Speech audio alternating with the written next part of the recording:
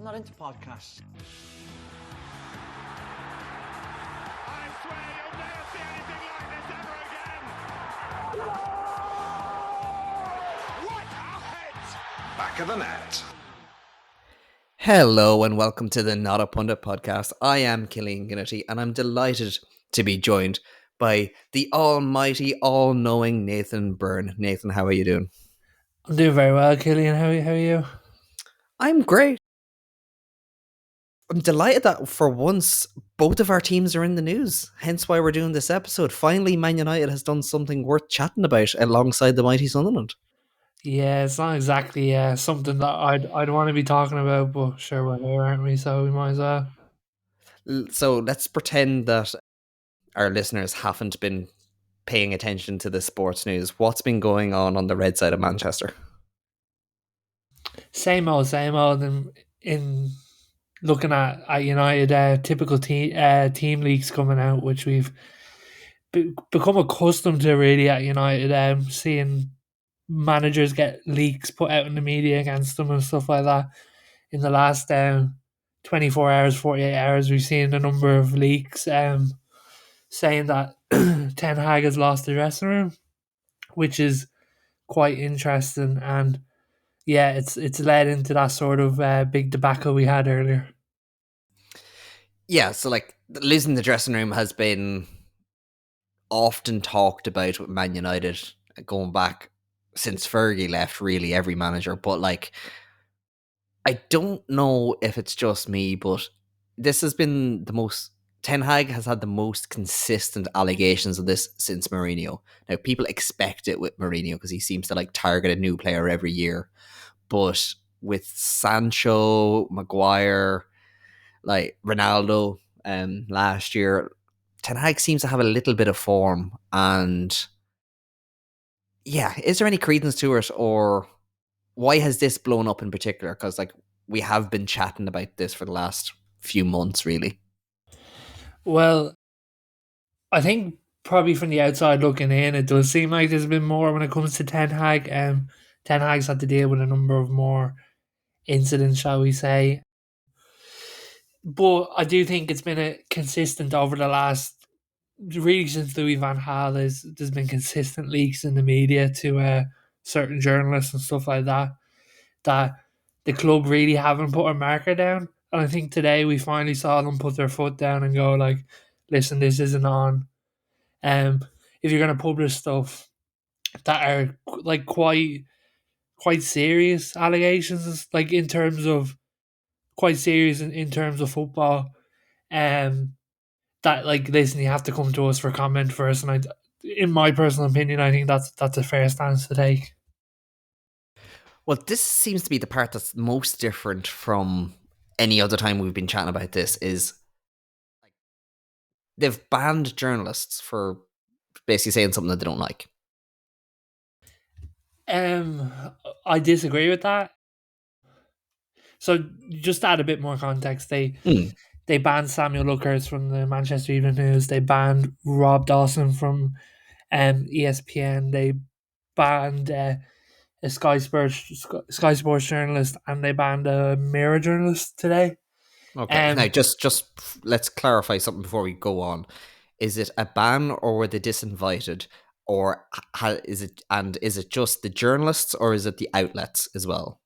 To me, it seemed to answer the second one, it's the media outlets, but to answer the first one, it doesn't matter what sort of name you put on it. They got banned from today's press conference. I just mean, like, are they not going to be allowed in future, or is this just kind of a slap on the wrist?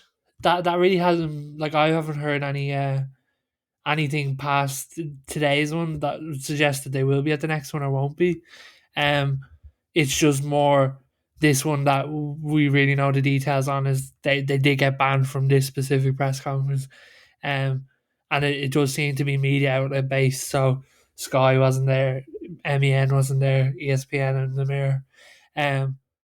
But to go back on what you originally said, was it about them saying something the club doesn't like? this could be me being biased in whatever way, but I do feel like if you're going to publish something that, you know, needs to be really well sourced and stuff like that, is the basics is you go and ask the club for a comment so they can add any additional context or give their opinion on it. Yeah, it's good etiquette to do like give them the right to reply. Like you can, as I've seen plenty of outlets do, you can kind of give them a timeline, kind of going, listen, I gave you 12 hours, you didn't come back, or give you 6 hours, or but especially if you're trying to keep in good with a team, like you don't. I think for a lot of people, keeping in good with a team sounds as if you're gonna just peddle propaganda for them. Where I think it's more like clubs can handle, and anybody can handle bad news or something that you don't necessarily like if it's being done in a reasonable way. Don't make accusations without evidence. If it's something scurrilous, well then allow us to kind of say our side of the story. Like, but I think it it's just another media failing by Man United. Like, to let it come out and kind of let it come out in the way that it did, it makes Man United seem more desperate and a bit more kind of on the defensive than they need to be, in my opinion. But do you not think like part like this step sort of needed to happen? Like, I know like specifically in the last like I say year specifically, there's been a good few stories that have been released around United that have had zero validity to it, and some have actually been proven to be untrue. So is it like not a time for the club to put their foot down and go like, listen, if you're going to print these not allegations, but big news surrounding the club, like saying that the manager's lost half the dressing room is such a huge thing to say, is like, should you not go to the club and then ask for their input on it? And as you said, give a time frame around it. But these journalists did not. I think this proves that Sancho is the perfect Man United player because they just seem to go to the terminal nuclear option first. I think if they had a manager that had a bit more media savvy and a bit more of a wiliness to him, he would have come out first and kind of said, lads, that's just not true, or come on now, I know you print some bits that aren't 100%, and I know that, and you know that, before doing any bans, or like just put out a little notice kind of going, listen, these stories have gone out, we completely refute them. In future, please stop, or we will have to look at our relationship with your outlet. I think just by going straight to a ban, if it was done under Fergie, it would have come across different because he had that kind of dictatorship hold. But with the way Man United has been over the last few years, and it's not just a figurehead thing, but there just seems to be so many leaks coming from that ship that it's coming across, at least to me as a non-invested layman, as a kind of a desperate last ditch kind of, like, it's very Glazers behavior, put it that way. Yes and no. I do think, like, my personal opinion on it, and again, I am biased, is I think it did need to happen specifically with some of the journalists involved. Now, whether that's right to jump straight to a ban, I don't know. But Ten Hag came out in his press conference and said, we try and work with these journalists very closely," which they do. The club have a great relationship with a number of journalists, and they go. The Ten Hag specifically said he felt some of the journalists went behind their backs. Um, I behind the backs was a bit of a weird comment to me for a number of reasons. I think it I didn't expect him to say it, but he did. But I do agree that if you're going to print these, you need to get them validated. Now, the club might come out and go, no comment on this, or it's not true, but at least you've got that line. But to go print it and then not ask the club for comment and then not expect them to have an opinion on it is, in my opinion, just sloppy journalism, I think. And who might say that, you know what I mean? But that's as a layman, that's how I take it. Oh no, I get that. Like, it's one of them kind of things you kind of expect from more local style journalists. it like we are in a news round that is 24/7 long, so you're always trying to get the next angle or the next opportunity before anybody else. And I get that and I appreciate that. I agree with what you're saying about they should be going to the club. They should. And I think that the ban itself isn't necessarily the wrong decision. I just think how they've gone about it is wrong, and that they're going to come off worse than they could have. Like, they've taken the option that hurts them more than it hurts the journalists more. Because what now they're kind of doing, it make like, if you were to be conspiratorial, it's kind of like, oh, I'm not going to, like, we've all seen it. Like, you're on social, it's always them journalists that are a little bit too in the know, but they'll never say anything bad. It's kind of going, oh, you're on the paycheck at the club or whatever, that kind of idea. And Ten Hag has kind of admitted that, and it's now kind of like, right, can you trust anybody saying something positive about the club anymore? Because are they doing that on the worry that they might get the ban next? I know that's kind of a little bit probably OTT, but for a lot of avid fans, and like, it's the same with like political journalists, like you have the allegations of kind of going, oh, you're too close to the TDs and all that or whatever. It's that kind of idea of kind of going, is it better for you to carry the party line than it is to kind of speak out and actually say something that is against the club but in the public interest, just so that you can keep in with and stay around the club? Like, I think it now opens them up to them kind of allegations, which leaves them in a much worse position. Yeah, I do think so to a certain extent. I also think that the journalists did come out of it not looking too good. I know they received a good bit of backlash online, which everyone sort of expects that. But I do think one of the big things is, and I talked to some of my journalist friends and Robbie from Not a Pundit. The thing is, it does come across a bit like that sort of day one journalism, if you get what I mean. It's like you go and get a comment if you're writing a piece about something, or you at least offer the chance to comment on it.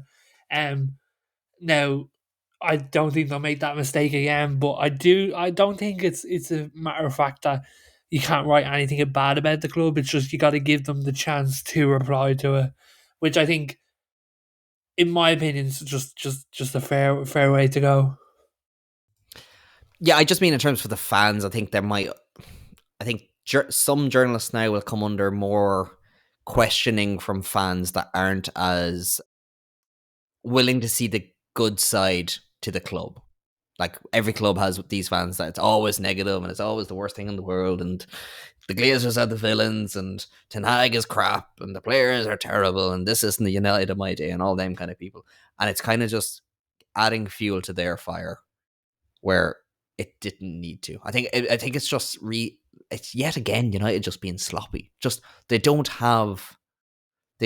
seem to either have the systems or the experience or the savviness to kind of go about these things in a way that will actually benefit them. Like, if they came out kind of going, listen, we don't like this, we think clubs should be, like, they could be seen as forerunners for kind of going, no, we're going to hold journalists to account again. Like, some of these guys are just rushing in to get their tweets, to get their interaction, and forgetting the journalistic integrity. That's not how they kind of went around with this. Like, one of them is kind of a noble crusade. You kind of go, you're making a bit of a mountain out of a molehill, but I get it. Whereas now they come across as petty. Yeah, I think there's two sides of the coins. I think the specific journalists that are in question are what I would class as journalists that would write things to get interaction on social media and stuff like that. I have no problem saying that, but that's my opinion on it. Now, that's what I like. The thing with United is negativity sells in the dozen, and that's the issue with the club. Is a lot of these journalists have personal relationships with players where they get information, and information leaks out and stuff like that, and fans do take a pretty like, and in the last couple of years especially, have taken huge offense to that. Is like leaks coming out of the club. Is why are players speaking out against the manager? Like, it happens at United. Like, I don't even know if it really happens at other clubs at all. I don't really see it as much. But at United, there's a huge culture of leaking to the media and talking to the media about the manager and the way the club's run and stuff like that. And that's just not good for anyone in the dressing room. Says a lot about the manager, though. Like, you wouldn't see that happen in a Pep Guardiola team. Like, Pep But- keeps them on a tight leash. But Killian, it's happened to the last 6 or 7 managers. Like, it's not just a Ten Hag issue. It's a club Which issue. one of them managers would you come back to, though? Like, Van Gaal, like, he was a nutcase. Ollie was nice, but out of his depth. Jose always goes after players. David Moyes was the right man at the wrong time. Like, But they're not. None of these appointments were the kind of guy that you kind of go, do you know what? The player's gonna fucking love this guy. but that's not an excuse for leaking to the media, is it? Because when you think about it, like, But that's the reality of the world that we're in. So yeah, But it doesn't if the happen club at isn't other clubs. hiring, why is it that- happening at Manchester United? Because the players and the people surrounding the players, like, whether that's their agents or family or stuff like that, there's a huge marketability in Manchester United where people make money off negative news, and it really does happen. And I think that's such a big issue that the club, and I don't know how they go about this, but it's something that they have to stamp out quite badly, is people selling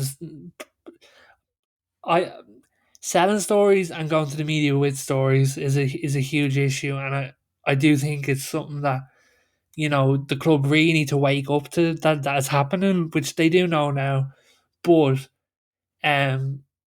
like, it's not a manager issue, it's a club issue. Like, this has happened for the last 7 appointments. Like, it's something that needs to be stamped out quite seriously. and on appointments, Sunderland has the news that we've all been waiting for. Sunderland has sacked Tony Mowbray. Were you surprised, or was it even on your radar? I know, an absolute dreadful decision, you know. What a great job he done with Amad Diallo last season. Yeah, Amad Diallo said in the summer he'd happily come back to Tony Mowbray. yeah. Like, I think rather than Sunderland. he's a really good manager at dealing with young players. To be honest, I think it's a decision that could come back to bite Sunderland quite heavily. From what I've seen, now I know you've said things to me about like style of play and stuff like that, but he seemed like a very settled manager, and a manager that got Sunderland to quite a healthy position. Whether he's the man that could push forward or stuff like that, I don't know, but it could have been jumping the gun too early. But in my, like, only time can really tell. What's your sort of opinion on it? Well, I kind of think you hit the nail on the head with, I don't think, or he was showing signs that he wasn't going to be the manager to take things forward. Like, he did amazing last year. For context, just before the season started, Alex Neil left Sunderland to go to Stoke. Got a much better deal there. Alex Neil wasn't happy with the structure of Sunderland being director of football led. We have a head coach. You are given players. You play in a way that's kind of agreed, more than what you want. So you're being brought in because you play a certain type of football, as it should be, and you get given players and you deal with that. Mowbray was happy to deal with that, and then he kind of wasn't.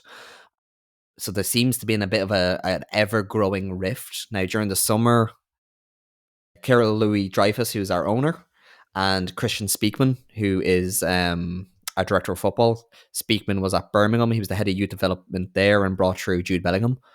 Hence why we have Job. And our owner, Louis Dreyfus, is only 26, but his dad used to own Marseille, and he grew up around Marseille and was like a boot boy for Florian Thauvin. So he's like an avid footballing head, but he's a businessman first and foremost.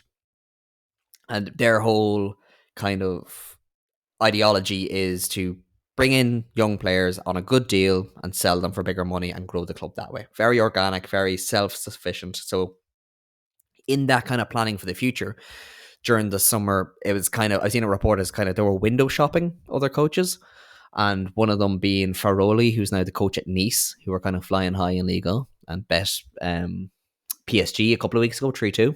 It's a very good coach, and he's been linked again. And I don't think Mowbray particularly liked that. Now, I've seen some articles from Sunderland based or Northeast based journals about Sunderland, and they're very against the ownership and the whole kind of structure. But these are the same guys that hired Tony But Mowbray. I think one thing we've seen is this structure can work, and it does work in the Premier League. We've got Brighton, who are really good at bringing through young prospects and eventually moving them on and stuff. I think Sunderland's issue is they're doing it in the Championship, and it's just like, how long is it to bridge that gap until you can go into the Championship or go into the Premier League? Is it a matter of the fact that the only way you can really get out of the Championship is by throwing money at the issue? I think that could be certainly a thing. But to me, it seems like a bit of a weird timing to get rid of a manager. I know you said they were window shopping in the summer, but it's either you, in my opinion, you pull the trigger in the summer, or you just let Mowbray have a season. I don't know what your opinion on that is. See, I think it's either one or two things. They either have somebody lined up, there could be a deal under the table ready to go, or like a short list, and like you don't pull the trigger without it being somewhat either one or the other being somewhat ready to go in some way, shape, or form. Or, which I find quite refreshing, is they're being proactive. They're not allowing a rush to set in. So over the last few weeks, like none of Sunderland strikers have scored in the league yet.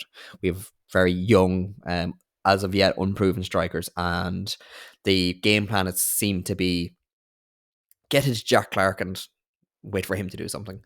And I think with that coming up, and with us now 3 points off playoffs, having been in the playoffs last year on our season back to League One, from League One up to the Championship, that the ownership are possibly kind of going, listen, before we allow ourselves to fall down the table and for anything negative to get in, let's just move on while everybody's happy. Do it a little bit early so that we're not allowing any negativity to set in, because that was one of the big things with Sunderland for so long, was like Lee Cattermole and John O'Shea became these figureheads in the dressing room because they outlasted 7 managers. And I think that's a really bad place to be in. Like when, was it Rafa Benitez went into Chelsea as an interim? I think it was Drogba, and Terry turned around and said, listen, we run the dressing room. Like, we should never be in a position where that happens. And I think an ownership being proactive rather than reactive to that should only be really seen as a good thing. Like, it's a very different way than Sunderland are used to, and I'm kind of excited about that. The timing is interesting though. Like, there's a busy Christmas period coming up where I feel like the ownership could come out of it looking very silly or very smart. You know what I mean? Like, it's a huge period. Oh yeah. It's a high risk, high reward though. Like, if they pull off a really good hiring now, it could fire us up the table well into the playoffs, possibly push for an auto. Like, I'm not expecting that, but if we can get somebody in soon, early window, I would be expecting, say January 2nd, 3rd, 4th, be a good birthday present for me to have a new manager in, and then just push on for a playoff push. It could be a masterstroke. Now, it could be to Ireland's benefit as well, because I would definitely take Mowbray as Ireland manager. Plays good football, likes the youth, loves a biscuit. Nothing wrong with the man. But have you seen any of the names linked with the job? No, this is what I was going to ask you. I need to know who's in the firing line now to possibly get the job. Okay, so I'm going to go for the bookies first, just because it's a much longer list. Let's do bookies first, and then I want your top 3. Okay. Okay. Well, there's the bookies, and then there's apparently the front runners. So 40-1 Steve Bruce, your man. Take him. 28-1 Neil Warnock. Jesus Christ. 25-1 Nigel Pearson. It's not a great start, but we'll keep going. No, this is where things get fun though. 20-1 Thierry Henry. Don't see that happening. 20-1 Patrick Vieira. Then Tw- I'd be excited about that. 20-1 Roy Keane. Box office. 16-1 Frioli, who is the Nice manager. No, yeah. 14-1 Kevin Phillips, Sunderland legend. Yeah. 14-1 Frank Lampard. Jesus, I'd stay far away. 12-1 Lee Carsley. You know, that could be a show. 10-1 Nathan Jones. I don't think I think he's too much of an ego to deal with our structure. Yeah. 10-1 Graham Potter. Jesus. I love that man. 6-1 John Eustace. 3-1 Paul Heckenbottom. And was earlier 1-1 Julian Sable, who is the assistant manager to Ferroli at Nice. So when Lucien Favre left Nice, Didier Degarde was the caretaker, who was the former Middlesbrough midfielder. But technically Sable was, because Degarde didn't have the pro license, but Sable did. That's a bit of a that would be a managerial. That'd be a very, very Sunderland, like. Bear in mind, this isn't what most people would think of Sunderland anymore. Like you've done the football manager save. We have signings from PSG. We have signings like really clever ones from West Ham. We're like getting from Tottenham. Like we're picking off these guys that nobody really thinks of and making them do something good. So it would be very Sunderland now. But in the last few minutes, Talksport have tweeted saying that the two main names are on the two-person shortlist is Julian Sable, who seems to be the most realistic because of the other person being Will Still, Reims head coach and football manager legend, 31 years old. His team had to pay €25,000 per game every time they played because he didn't have the pro license. Twitter was ablaze with that for weeks on end, but the compensation that they'd have to pay being the stumbling block. Ooh. Money. It's all very exciting names, though, I have to say. Like, apart from like Heckenbottom and the usual kind of bookies flinging them in because, he just lost a job this week. Like, Steve Bruce is in the list, but he's not close. Like, that's good news. You know, don't be surprised. Steve Bruce can pull out some masterclasses. You never know. Okay. I nearly crapped myself earlier. There's a Twitter account called Slow Sports News, and it's all branded up to look like Sky Sports News. And it came up Sunderland in talks with Steve Bruce and a link. And it was like breaking news. I was like, oh my God, no, this can't be true. Click it. The article is from 2009.